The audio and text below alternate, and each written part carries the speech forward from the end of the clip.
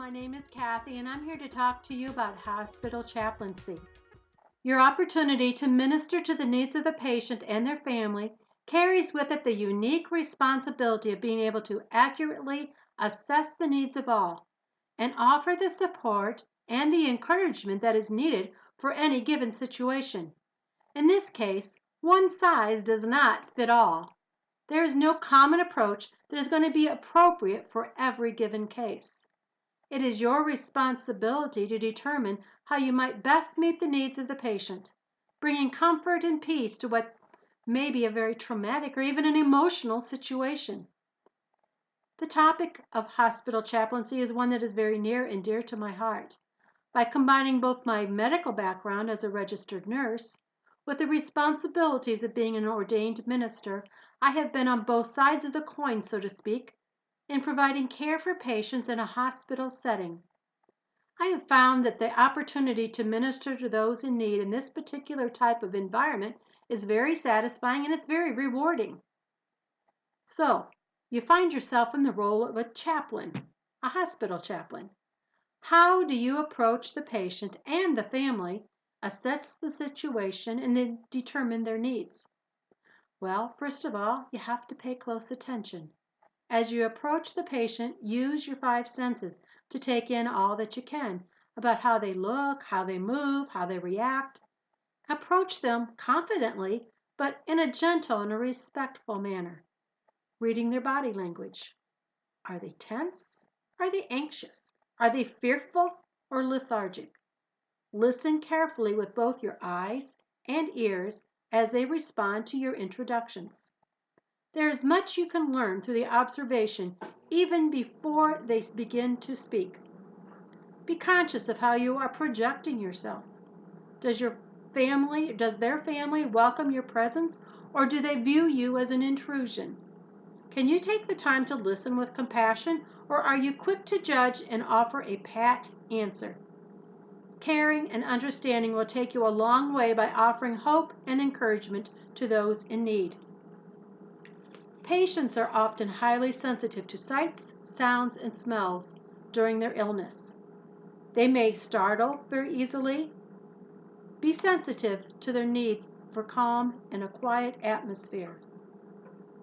Strong odors, poor hygiene, loud laughter, excessive movements, or even quick actions may be counterproductive in bringing the comforting environment that the patient needs. Then you want to cultivate the art of listening. Sit in line of the patient's sight. Get comfortable and do your best to relax. If the patient senses that you're in a hurry or that you don't really care, they may not be willing to share their concerns with you. Make them comfortable enough to open up and express themselves. That's the key to open communication. Once the concerns are expressed, then you can address their needs in the most appropriate manner. While being sensitive to the family and to the patient, it is also important to keep your own emotions in check. You are the thermostat that keeps the rest in balance. So bring a calm and a peaceful presence to what may be an emotionally charged situation. Remember not to stay too long and to keep your comments brief and to the point, avoiding drawn-out conversations that wear out your welcome. Those who are sick like variety, change, and little surprises. It is helpful to ask the patient how he feels. Being heard can bring relief, bring them sleep, and increase their sense of hope. And this will free them up to have the energy to recover and facilitates reconciliation. Offer your presence and support as a means to show the compassion and the care that God has for all of us. If the patient asks you if you think that they're going to get better, don't lie to them. You may want to maintain their trust while trying to encourage and comfort. It is best to ask what the doctors or the nurses have told them, then reinforce the truth in a positive manner. This is a good time to have some pertinent scriptures available. You should have some committed to memory or even written down in a very convenient place so that you can share them. Remember to not speak too softly and don't whisper in front of the patient.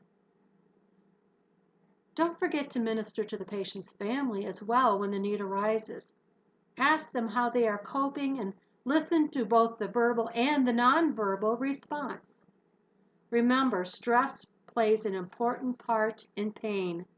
The pain is real, whether it's organic or emotional.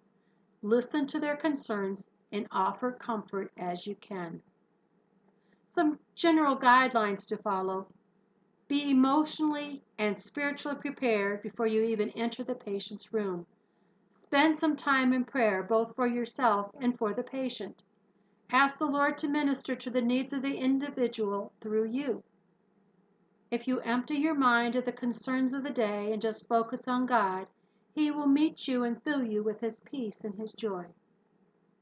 Then you have something to offer to those that you minister to.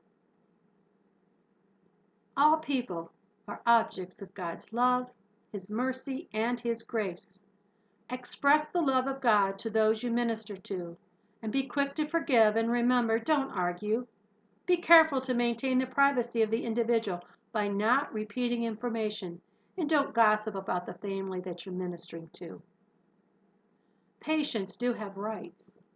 Some of those rights include the right to receive adequate medical care, the right to receive dignity and respect, the right to receive sufficient, clear, timely, and accurate information, the right to freely decide about their care, the right to choose whether to grant informed consent or not, the right to be treated with confidentiality, the right to a second opinion, the right to medical care in case of an emergency, and the right to their own medical records. They have the right to have their needs addressed, even if they are dissatisfied by the care that they've already been given. Hospitality care principles serve as the basis for professionals to be effective in the industry of healthcare. Webster describes hospitality as the friendly reception and the treatment of guests or strangers, an act or statement of welcome, the quality of being hospitable and welcoming guests or strangers. So, what's genuine care? Genuine care is a sincere and total devotion to quality service. It is an appealing attribute for any institution, and it creates a positive environment for patients to heal in. Some principles of hospitality would include warmth and a sense of concern, being observant and learning to sense the environment, encouraging dialogue and active learning, giving needed information whenever it is asked for, and responding with the needed action. The purpose of your call to chaplaincy is determined by three factors: the need to serve, the need for leadership, the desire to positively impact lives. You need to identify the mission of the institution that you're working in. A mission is the pursuit of a specific service or calling for the environment or the improvement of others or oneself. Do you know the mission of the organization that you work for? Do you understand its policies? Are you capable of applying its mission to your own life? Do you contribute to the mission? Identify your personal contribution to the organization and how you fit in. Does your contribution make a difference and help fulfill the mission of the organization? As a hospital chaplain, you have an important role to play by bringing peace and hope to the patient and his or her family in a challenging environment. You can use the skills that you have learned here to change the atmosphere that they are trying to heal in. Be patient, be kind, and bring the love of Jesus everywhere you go. And just remember, it's not you, but God in you that does the work.